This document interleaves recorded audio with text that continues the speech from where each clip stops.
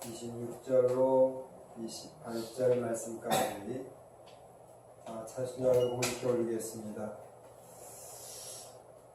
요한이 대답하되 나는 물로 세례를 베풀거니와 너희 가운데 너희가 알지 못하는 한 사람이 있었으니 곧 내 뒤에 오시는 그이라. 나는 그의 신발끈을 풀기도 감당하지 못하겠노라 하더라. 이 일이 요한이 세례 베풀던 곳 요단강 건너편 베다니에서 일어난 일이니라. 아멘.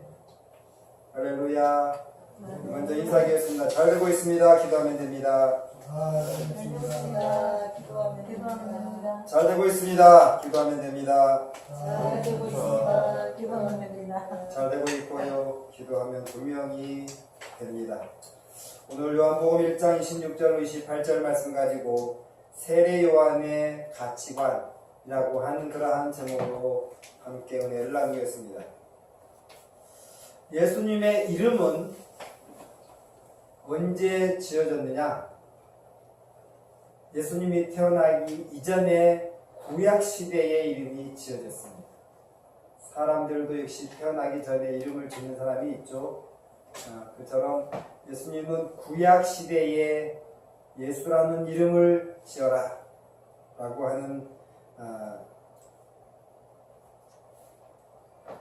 이름을 지었고요. 요한의 아버지 사가랴, 어머니는 엘리사벳입니다. 두 사람은 나이가 많았습니다. 아기를 낳을 수 없었습니다. 사가랴는 제사의 직무를 행하기 위해서 성전에 들어가서 분향하고 있을 때에 천사가 나타났습니다. 그리고 그 늙은 사람에게 아기를 주리라 라고 말씀하셨습니다. 그리고 이름도 요한이라고 이름을 지어라 라고 알려줬습니다. 사가랴도 엘리사벳도 나이가 많았습니다. 아기를 낳을 수 없는 늙은이였습니다. 그래서 그 천사가 전해준 말을 믿지 못하였습니다. 그래서 요한이 태어날 때까지 이 사가랴는 말을 못하는 이 언어 장애가 되어버렸습니다. 벙어리가 된 거죠. 그리고 천사가 말한 대로 요한이 태어났습니다. 요한이 태어나고 이후에 이 입이 열렸습니다. 그러면 천사가 말을 하고 그렇게 예언대로 태어난 이 요한이라고 하는 사람은 그러면 어떤 사람인가? 우리는 성경을 보면은 신약과 구약의 책이 두 권이 있습니다. 구약이 끝나고 신약이 시작되기 전까지는 암흑의 시대라는 것이 있습니다. 중간 시대라고 하죠. 중간 시대. 이 시대에는 하나님의 아무런 음성이 들리지 않았습니다. 또한 하나님의 역사도 없었습니다. 성령의 기름 부심도 없었습니다. 이것이 바로 암흑시대, 구약과 신약의 중간 시대가 바로 그러한 시대가 있었습니다. 그 시대가 끝나고 맨 처음 하나님께서 말씀하셔서 요한이 태어날 거다라고 말씀을 하십니다. 그래서 그 예수님이 오실 것을 요한을 통해서 말씀하시기 위해서 먼저 보내심을 받은 자가 바로 요한입니다. 이 요한은 예수님을 증거하기 위하여서 먼저 보내심을 받았는데 그 예수님이 빛이다 이렇게 말씀을 전하고 있는 사람이 바로 요한입니다.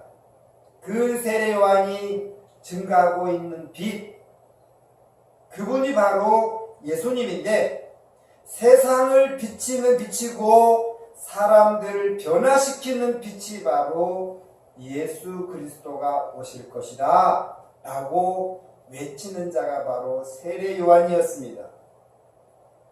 그래서 율법은 모세로부터 왔다면은 이 은혜와 진리는 바로 예수님을 통해서 온 것입니다. 오늘 본문 말씀 요한복음 1장 20절로 21절 말씀을 보시면 이때에 사람들이 요한 너 누구냐? 라고 묻습니다. 20절 요한복음 1장 20절 말씀 보시면 요한이 드러내어 말하고 숨기지 아니하니 누구를 드러내고 숨기지 아니했을까요? 내 뒤에 오시는 분이 있는데 바로 그분이 빛이다. 나는 그리스도가 아니라 지금 그리스도가 아니다라고 말한 것은 뭐냐? 이 유대인들이 지금 기다리고 있는 사람이 있습니다. 누군가를 기다리고 있는데 바로 그리스도를 기다리고 있습니다. 그런데 이 요한이 이렇게 빛이라고 말하면서 나는 빛이 아니다. 나는 그리스도가 아니다. 라고 정확하게 그들에게 알려줍니다. 21절 말씀에 또 묻되 그러면 누구냐? 내가 엘리야냐? 이르되 나는 아니라. 또 묻되 내가 그 선지자냐? 대답하되 아니라. 오늘 이 유대인들이 제사장들이 오늘 이 엘리야를 통해서 너가 누구냐라고 묻습니다. 유대인들이 기다리고 있는 그리스도 메시아, 너가 메시아냐? 나는 메시아가 아니다. 너가 선지자냐? 나는 선지자가 아니다. 너가 엘리야냐? 내가 엘리야가 아니다. 나는 단지 누구라고 말하느냐? 23절 말씀에 이렇게 말씀하고 이르되 나는 선지자 이사야의 말과 같이 주의 길을 곱게 하라고 광야에서 외치는 자의 소리로다.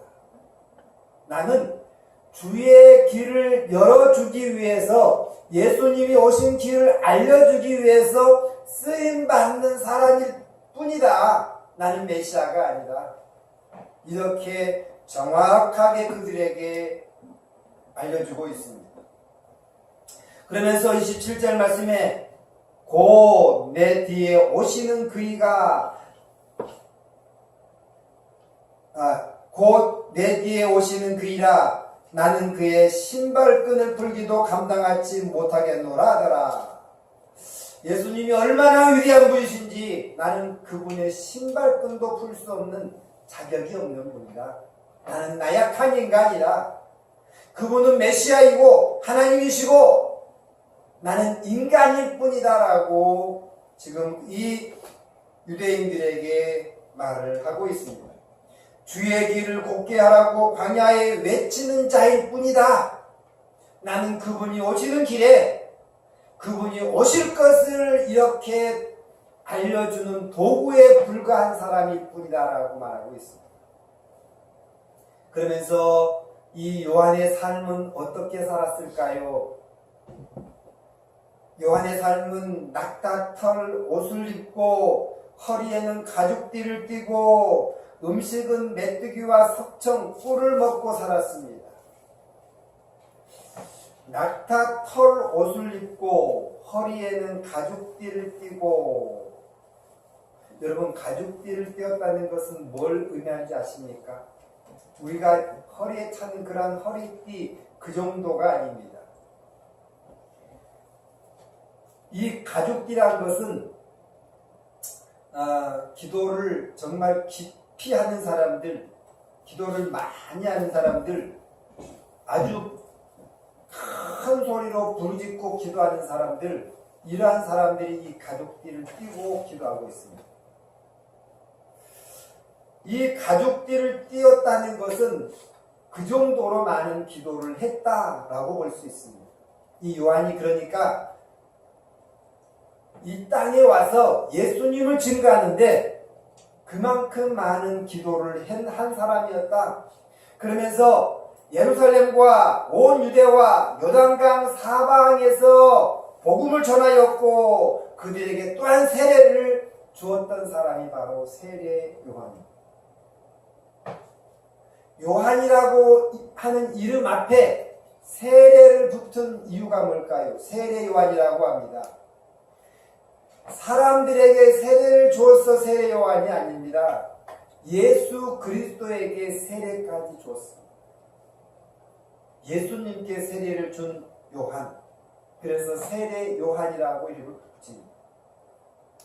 그러면서 이 유대인들, 사두개인들, 바리새인들, 메시아를 기다리고 있는 그들이 예수 그리스도가 메시아임을 모르는 그들에게 독사의 자식들아 회개하라 라고 외칩니다.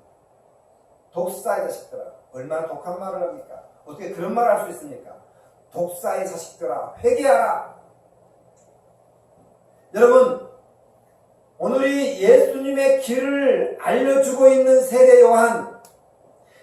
요한과 그 뒤에 그 예수님이 오시는데 예수님의 차이는 뭐냐?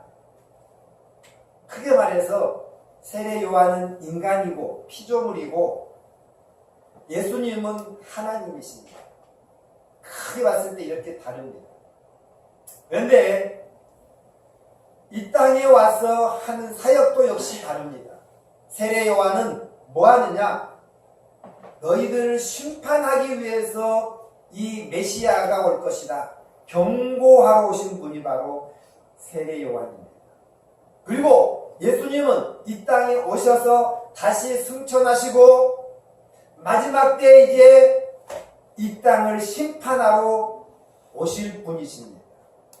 그래서 그분을 믿어야만이 바로 영원한 천국에 들어갈 수 있고 그 예수님을 통하여서 구원을 받을 수 있다는 것입니다. 세례 요한이 사람들에게 세례를 줍니다. 무슨 세례를 줍니까? 물에 집어넣었다가 다시 세우는 물 세례를 줍니다. 세례 요한은 물 세례를 줬습니다. 그러면 예수님이 이 땅에 와서 무슨 세례를 줬을까요? 물론 물 세례도 줬습니다.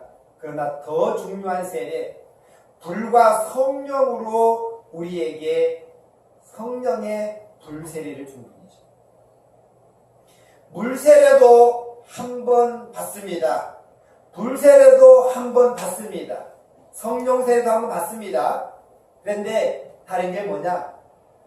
물 세례는 한 번 받으면 그걸로 끝이지만은 성령의 은혜, 성령의 충만함은 한 번으로 끝나지 않는다는 것입니다. 오늘 내가 성령의 세례를 받았습니다. 그러면 그걸로 끝나는 것이 아니라 평생 동안 성령의 충만함으로 내가 채워져야만이 내가 영적인 사람을 살 수 있습니다.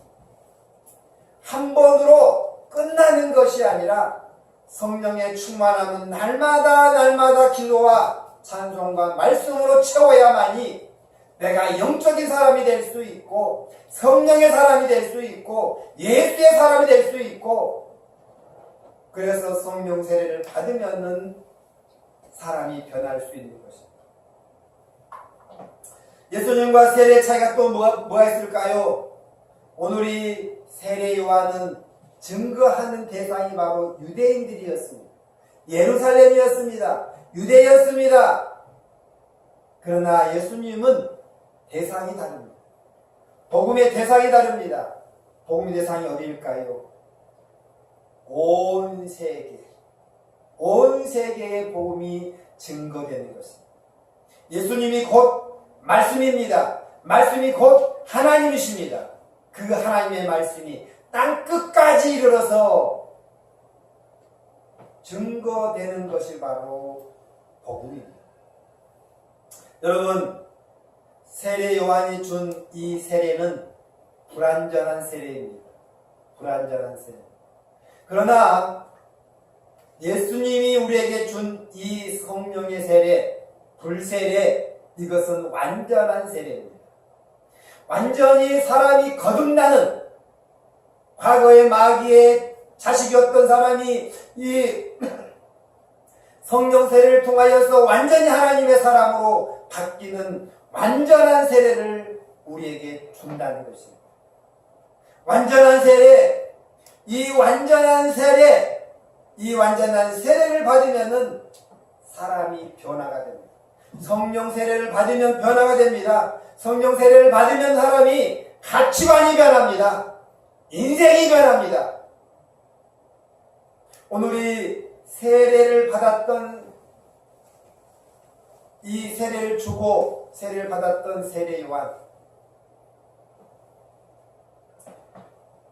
보통 우리가 성령 세례를 받을 때는 어떠한 예배 가운데 아니면 부흥회 때에 아니면 기도를 하다가 이렇게 방언을 받거나 능력을 받거나 이러한 성령의 충만함을 받습니다. 이것이 바로 성령 세례라고 할 수 있는데, 성령의 체험을 하고 나타나는 현상이 바로 방언이고 능력입니다.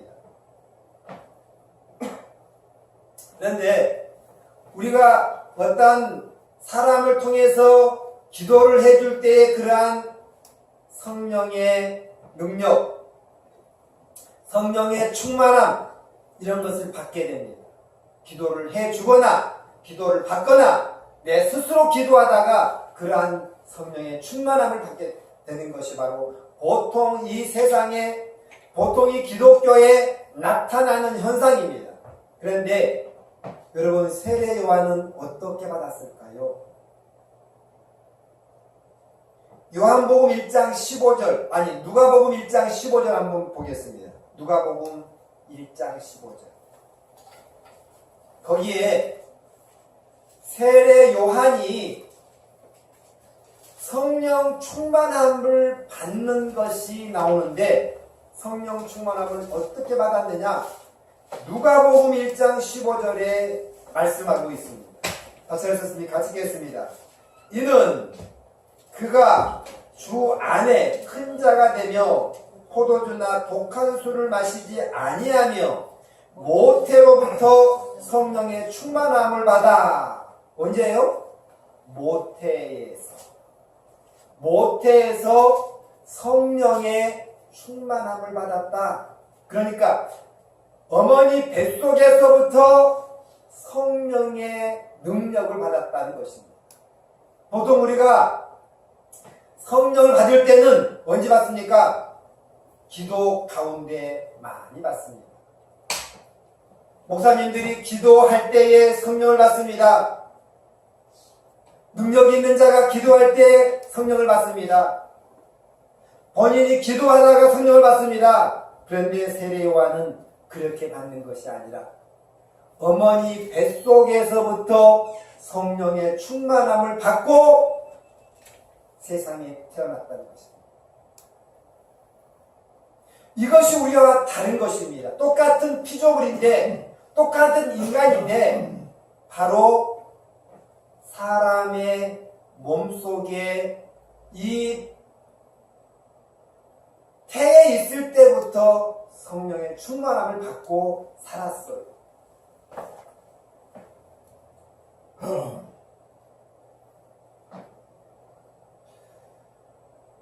그렇게 태어난 요한, 태어나서 성장하고 그리고 나가서 외칩니다. 회개하라. 독사의 자식들아 회개하라 라고 외칩니다. 그러니까 수많은 사람들이 회개하고 돌아옵니다. 왜요? 하나님의 능력이 그에게 있기 때문에. 여러분, 성령을 받으면, 요한은 뱃속에서 성령을 받았습니다. 그리고 나와서 외치니까 역사가 일어났습니다.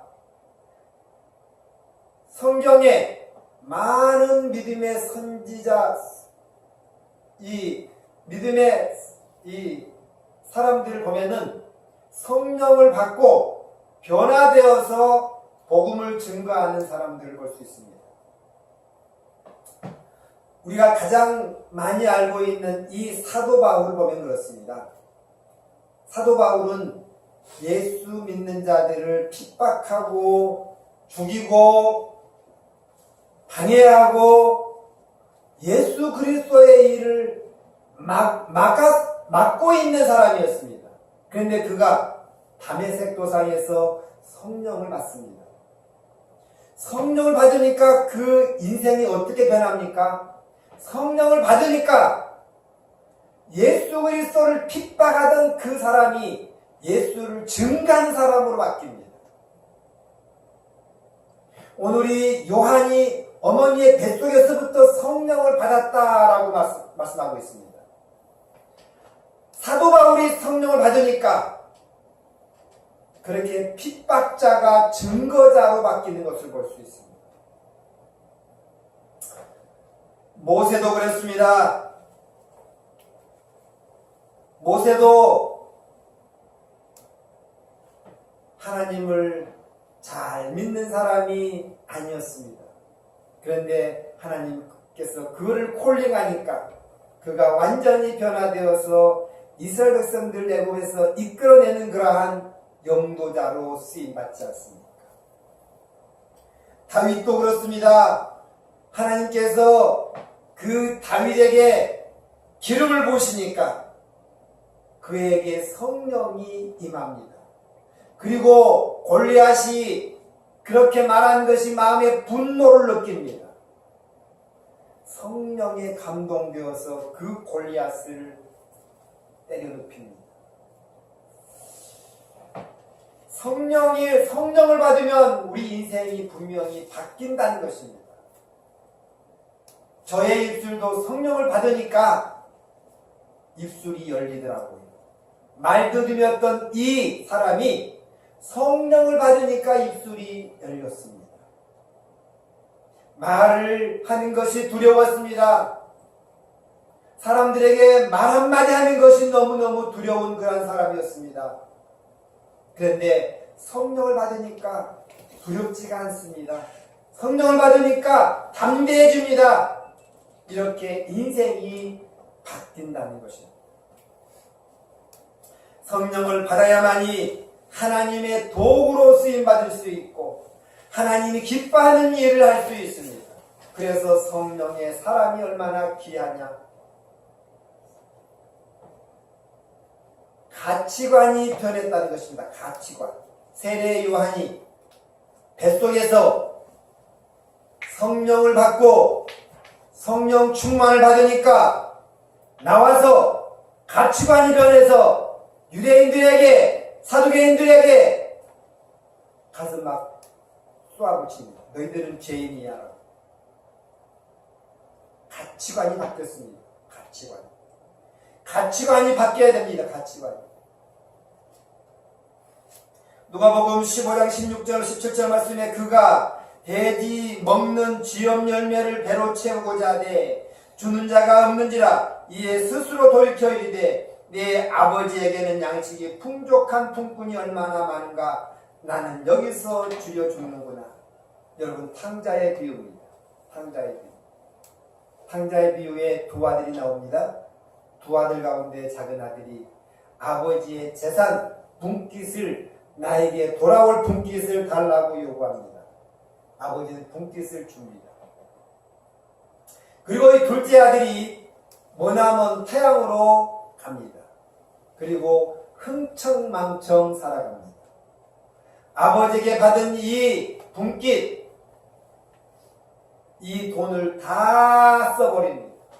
그리고 오늘이 15장 16절 말씀에 돼지가 먹는 쥐염 열매로 배를 채우고자 하되 주는 자가 없다. 돼지가 먹는 밥을 먹고 살려고 그거라도 먹으려고 하지만 주는 자가 없다. 그런데 그가 그렇게 고통 가운데 살다가 이렇게 살면 안 되는구나. 그것을 깨달았습니다.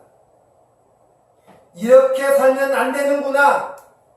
언제 깨달았습니까? 육신이 고통을 당하니까 깨달아집니다. 정신적으로 고통을 당하니까 깨달아집니다. 잘못 살았구나.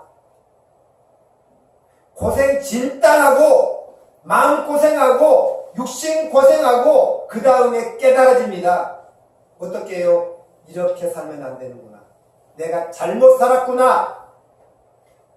스스로 돌이켜 이르되 깨달을 때 돌이킬 수 있습니다. 못 깨달으면요, 아무리 누가 좋은 말을 해도 돌아오지 않습니다.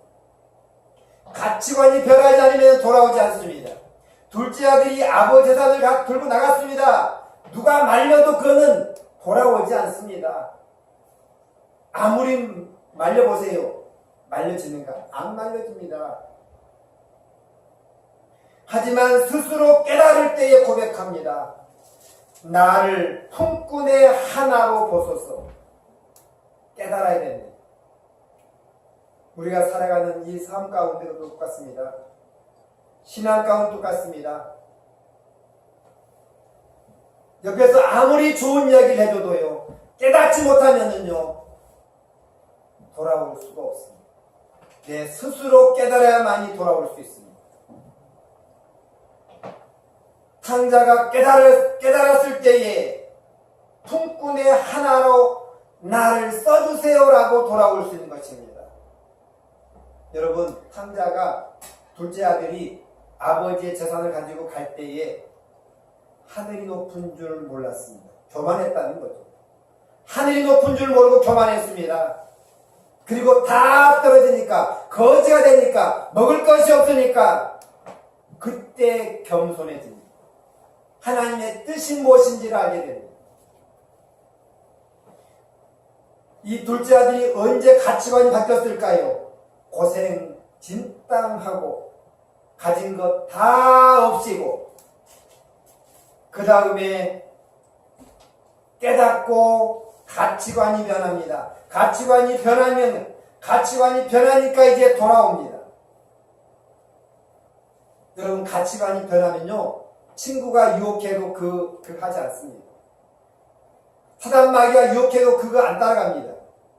가치관이 변하지 않으니까 친구 따라가고 마귀 따라가고 그리고 고생한다는 것입니다. 오늘 이 둘째 아들이 가치관이 변하니까 그때야 돌아옵니다. 그러나 아버지는 그때도 내 아들, 사랑하는 아들이라고 맞아줍니다. 우리가 그렇다는 것입니다. 우리가 세상적인 방법으로 내 고집으로 살다가 하나님 앞에 돌아오면 하나님은 언제든지 나를 맞아준다는 것입니다. 이것이 바로 하나님의 사랑입니다. 그런데 우리가 깨닫지 못하면 결 못 얻습니까? 고생하다가 마지막에 하나님 앞에 돌아옵니다. 오늘 이 세례 요한이 뱃속에서 가치관이 변하고 나오니까 뭐라고 말합니까? 나는 그리스도가 아니다. 나는 엘리야도 아니다. 나는 선지자도 아니다. 왜요? 나의 가치가 내가 누구인지를 정확히 알았다는 것입니다.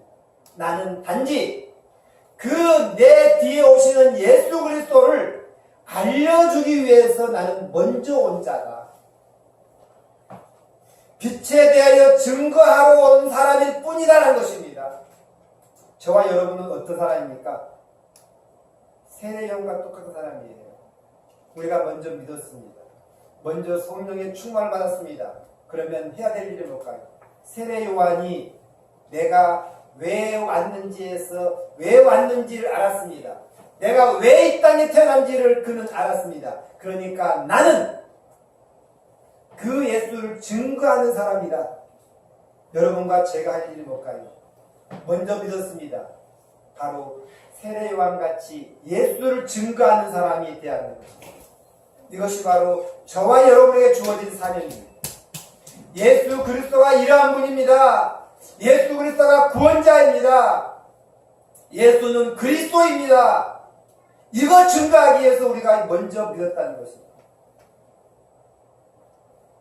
여러분, 이처럼 가치관이 변하면 내가 나타나는 것이 아니라 예수만 나타나게 되고 예수만 높이게 되고 가치관이 변하지 않으면 내가 나타나려고 합니다. 내가 나타나. 나는 이런 사람이야. 라고.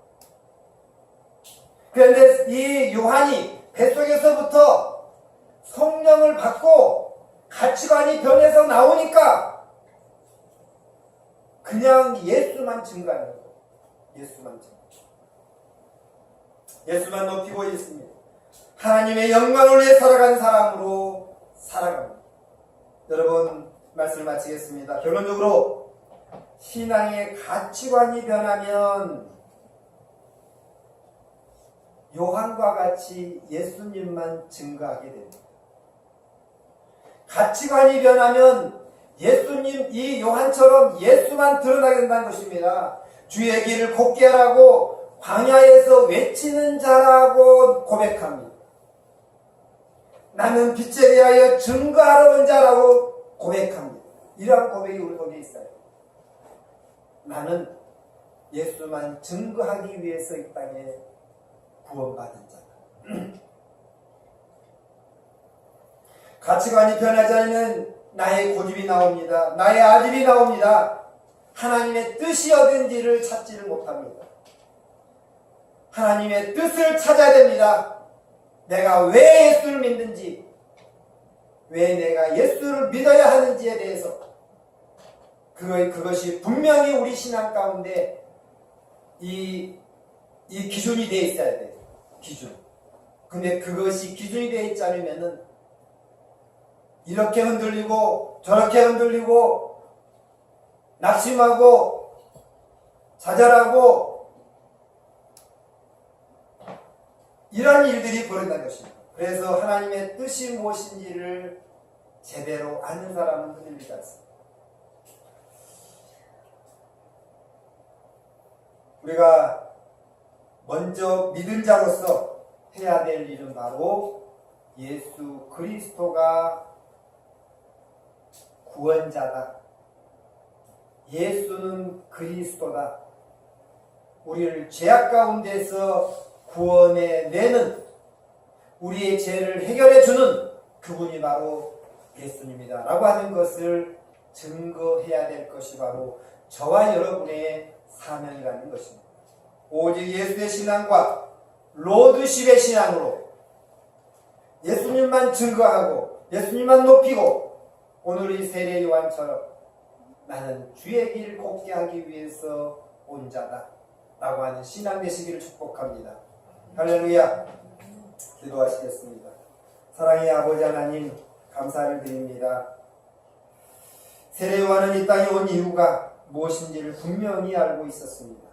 세례 요한은 이 땅에 온 이유가 예수 그리스도를 증거하기 위해, 그 예수님의 빛을 증거하기 위하여 온 자라고 고백하고 있습니다. 하나님, 우리가 이 땅에 사는 동안에 왜 내가 예수를 믿는지에 대해서 분명한 목적을 가지고 살 수 있도록 도와주시옵소서.